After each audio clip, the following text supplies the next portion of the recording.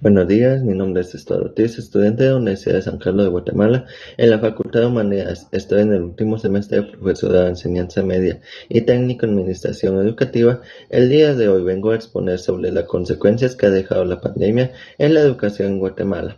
El derecho a la educación ha sido uno de los más vulnerados durante la pandemia causada por el COVID-19, provocando grandes consecuencias en su aprendizaje, desarrollo y acceso a oportunidades de educación.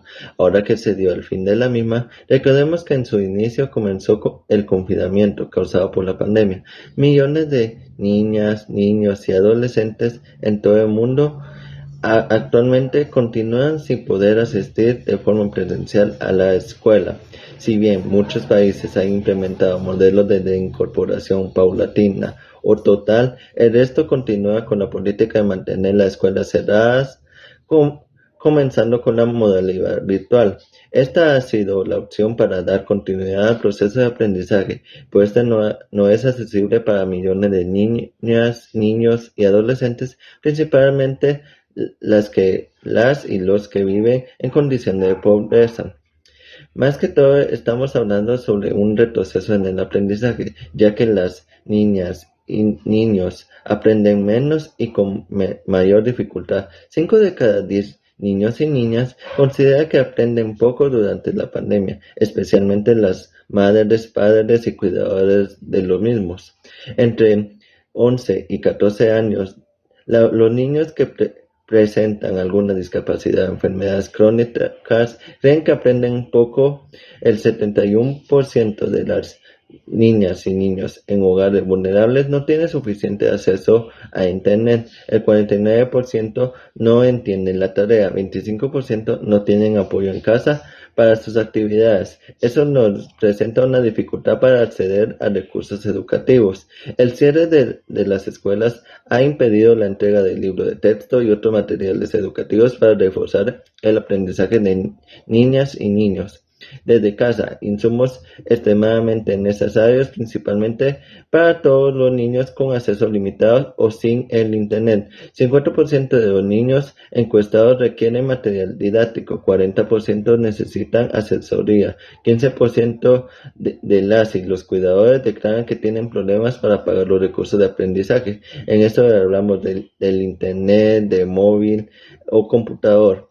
Deserción escolar e impacto económico. A consecuencia del cierre de las escuelas, las repercusiones económicas de la pandemia en los niños y niñas y adolescentes continúan profundizándose. La actual generación de estudiantes corre el riesgo de perder 17 billones de quetzales en valor actual del total de ingresos que percibirán durante toda la vida. Según estimaciones del Banco Mundial, en Guatemala el panorama no es alentador. De acuerdo al Ministerio de Educación, la pandemia ha dejado a 1.2 millones de estudiantes fuera de la escuela, principalmente por la falta de recursos económicos para continuar su educación.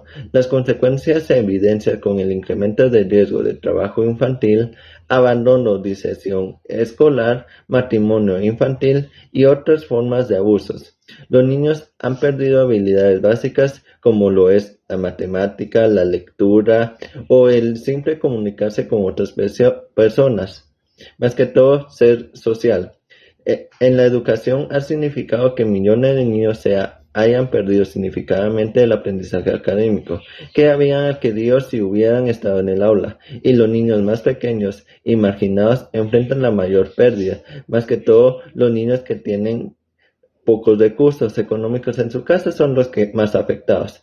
En los países de ingresos bajos y medianos recursos, la pérdida de aprendizaje por el cierre de las escuelas han dejado hasta el 70% de los niños de 10 años sin poder leer o escribir o comprender un simple texto, frente al 53% antes de la pandemia. En conclusión, podemos decir que la pandemia en Guatemala ha reflejado que no se le da la atención necesaria en la educación, ya que eso no es el interés de los gobernadores, dejando a una sociedad pobre sin estudios, lo que han provocado el ausentismo a la hora de ir a recibir clases, conjunto con eso la falta de una buena economía para sufragar los gastos que la educación se requiera y el estancamiento de conocimientos en los centros educativos. Muchas gracias.